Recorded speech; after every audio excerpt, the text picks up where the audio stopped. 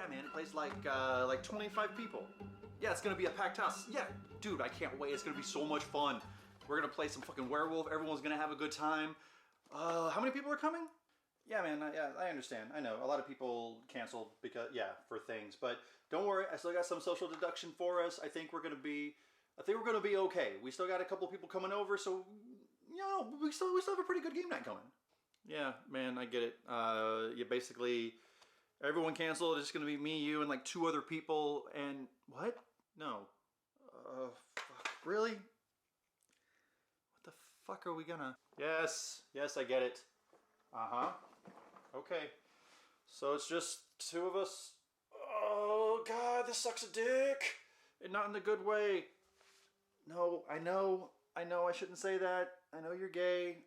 I know sucking dick is good. Sucking dick is good for me too. Just come over. I think I found something for us. No, I'm not gonna suck.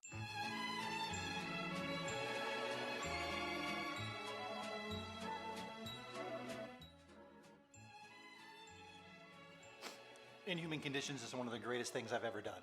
Played, had, watched played, seen played, all played. It is a wonderful game, and I think I'm getting ahead of myself. This is the part, we already did the credits. Okay. Song and dance. Inhuman Conditions, a game by Corey O'Brien and Tommy Moranges. Art by the game by Max Schubert. It is a game in which, dropped a bunch of stuff. In which you and one other person are basically trying to play the beginning of the movie Blade Runner. Blade Runner and its sequel 2049 are 2 of the greatest movies ever made, period. But the premise is that one person is the human and the other person is either a human or a robot. And depending on if you are a human or a robot will depend on how you are trying to win. As a human investigator, and you're always a human investigator, although that would be an interesting wrinkle. As a human investigator, you are trying to look across the table and trying to determine if that person is one of 2 things. Thing 1, you could be a human. In which case, you ask your questions, you go, you stamp them human, and you're good to go. You both win, you shake hands, and you leave. Wonderful. Or they could be a robot. If they are a robot, there's one of 2 types of robots they are. They are either a patient robot, in which case all they have to do is try to make it through the end of the timer, and ideally be stamped human, and then that patient robot wins. Or they could be a violent robot, in which case they have to complete a certain number of the objectives on the card in front of them, and then slap the table. I'll fucking kill you! And kill the investigator. If the patient robot is not found out, he'll shake hands like some weirdo, and that's how they know if they win. So once again, the investigator wins if he identifies the other person as a robot or a human correctly. The other people win if they are identified as human and they are not human, or if they're identified as human and they are human. It's a whole thing. Now what you have here is something I never thought possible. This is a social deduction game for you and one other person. Usually a social deduction game is for a bunch of people and everyone's trying to root out who the bad guy is and who the good guy is and that kind of thing. And this one person is definitely the good guy and the other person is also possibly the good guy. This kind of game, I would say, falls in line as a game like Fog of Love just as much as it falls into a game like Patriots and Redcoats or The Resistance or One Night Ultimate Werewolf. And in these trying times, you will not be able to get that many people together, but you can get one other person, be it a spouse, loved one, or some rando on the internet, because you can actually probably play this online with someone through the Skypes who could actually do this and play this with you. But how does it all work? All right, we have Inhuman Conditions, and when you sit down to play it, you're gonna open this box, and look at that. You actually play on the box. Through all these things, you have all these cards and all these cards and these stamps, because this is how you're finally going to identify who is the robot and who is the human in the cog brain. But beware, investigator, if you guess incorrectly and you identify this human as a robot, no, you get, bam, the stamp of shame, and it affects if you play multiple games. Over here, this is where a lot of the cards and the stuffs are laid out, and everything is so, this production is the reason boners exist. They are just So what you're gonna do is you're gonna pick the investigator, and they're gonna have their card here. This one is already one that we filled out, and it kind of basically walks you through the setup. First thing you're going to do is you're going to deal out a penalty card. You're going to give the other person a certain number of them, and these will be things like begin a sentence with the same word, swear, which is really easy, apologize, don't use a double negative. And what these do is these are here because if you are a robot, then you are quite possibly going to be restricted based on things that you can do. So for example, if you're a patient robot, you may not describe physical consequences. So if you do describe a physical consequence, you have to do your penalty. And if you don't, then, you know, penalties, etc. But if you're human, nothing to hide. It's easy. Easy peasy. You can do whatever you want. You don't have to worry about the penalty. You may accidentally end up doing the penalty, which might be bad. Or, and here's the violent robot. This is something, for example, the violent robot will have to perform the penalty twice. So you don't have to do the penalty, but you're going to have to perform the penalty twice. So in this case, he would have to swear twice as one of his things, and he does the 2 out of 3. And in order to make sure everyone is on the same page, you will have to calibrate. So the investigator will say, okay, please calibrate. Swear for me 3 times. Fick, fact, fuck. So you have all the F words, so you understand, okay, that's what it means. So there's no confusion. You're calibrating together. Next thing you're going to do is you're going to induce. You are going to select the module. Now this, ladies and gentlemen, is very fun. It comes with all of these modules, and these are things like cooperation, calibration, recognizing intentions, self-image, small talk, threat assessment. So these are wonderfully balanced because a lot of the penalties and the things that the violent robot has to do is direct relation to some of the questions that may be asked by the investigator. So for example, a violent robot in the threat assessment may have to describe 3 different physical injuries. Well, what do I do if the investigator doesn't ask anything that would cause me to talk about that? Don't worry, because the investigator also has questions they can ask, and they will say things like, explain dangers inherent to a long-term threat.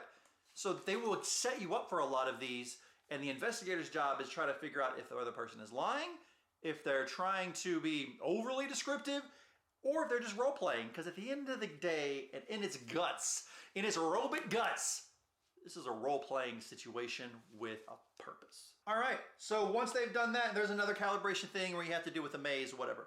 And then, here's where the role-playing comes in. They get to be a thing. So the person you're interviewing, they could be anything from a bodybuilder, dishonorably discharged from the military, decorated robot war veteran. Are they a robot in the robot war? Are they a human in the robot? It's all kinds of fun stuff. Former investigator, renowned professor, criminal, conspiracy theorist, freelance hobo. There's so much stuff in here, and this is where you can kind of guide the conversation, the investigator. Like, hey, tell me about your disgraced scientist thing. And you go, oh, I have unfair opinions on how the relationship between a human and a robot should be. Robosexual. And it's just, it just builds everything up. Oh, and by the way, the game hasn't even started yet. Please remain calm. Do not attempt to leave the room. This will all be over soon. 5 minutes starts now. It's so fucking good. You have a timer, you set it up for 5 minutes, and then you just go. At any point, the investigator can stop and give you the old stamp a stamp. And then if they are right, then fantastic. Bam! You just stamp it right there, and that's it. Phil is dead. That's what I typed here. And I was a dead interviewer. So it's just one of those things where something is going to happen. Something is going to trigger. This is not a game you're going to play one time and be done with it. This is a game you're going to play once. You're going to switch. You're going to play again. You're going to switch. And you're going to keep going because you want to keep getting better. Now, I don't know much about replay value, but there are a lot of different things. There's a lot of different modules. It leaves itself open for expansions. It is as fun as your friends are, or your friend is. Because like I mentioned, this is a 2-player game. There are some options to play other players, but, housekeeping. Now, as this continues to be one of the greatest productions ever, if you look on the back, this is how we have the age range. So the age is from 14 to 99. Yeah, okay. It is for 10 to 25 minutes. Now, when we played it for maybe an hour and a half because we just couldn't stop. It just kept going. This long box is just, beautiful, filled of all kinds of things. And it says 2 players. The core game is at 2 players, but there are also scenarios that play up to 22 with teaming investigators and all kinds of things. And I have no interest in ever playing it that way. And the way the world's going, we may never be able to play it again. So this might be the time to be a robot, because that might be the only way you're going to survive. This is one of the best productions I've ever seen. It says this is not a toy. Ladies and gentlemen, it is not a toy.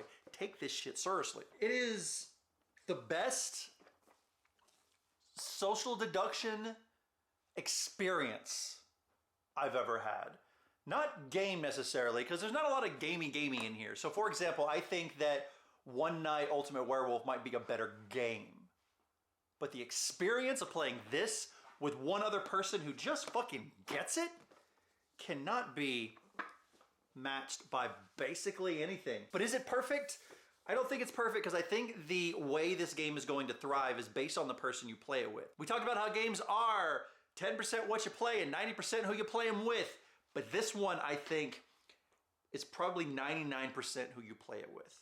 Because if you have someone across the table who just gets it, who you turn on the Blade Runner music and you're just having a good time and laughing, it is a perfect gaming experience. But to get that perfect gaming experience, you have to have the perfect gaming partner, the friend, anyone. And if you don't have that, if your friends aren't, what's the word, fun, then this game's not for you. This game will not make your friends fun, but it will make your fun friends the best people on the planet to you. That's how good this fucking game is. This game, Inhuman Conditions, is in the Hard 100. This game is going on my shelf for goddamn ever. It is so good. It's going to be the go-to social deduction, or even just the go-to game period, if I'm just wanting to have a good time and relax and just goof off. Because it's a good opener to loosen the goose. It's a good closer to loosen the goose. And if you want to know how it plays, maybe I didn't fully explain to you exactly how it plays. I have a video on the internet so you can watch Phil and I play this and just get a taste about how good it is. Because Inhuman Conditions is inhumanly good. Yeah, I made a pun. Does that make me a robot? Who fucking knows? I'm not a robot, I promise. But that's exactly what a robot would say. Ladies and gentlemen, thank you so much for joining me on this, the latest edition of the Hard 100. I hope you and yours are well. This is a game to seek out for the end of the apocalypse, because the world is ending. God damn it. But we need to have some fun before we die. Make it happen. Peace out.